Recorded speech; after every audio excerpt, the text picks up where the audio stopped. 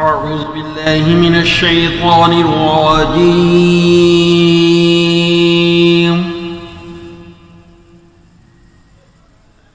بسم الله الرحمن الرحيم.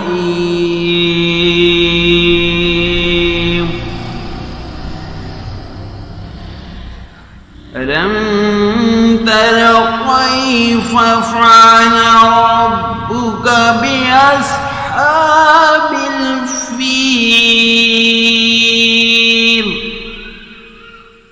ألم يجعل كيدهم في تضليل وأرسل عليهم طيرا أبابيل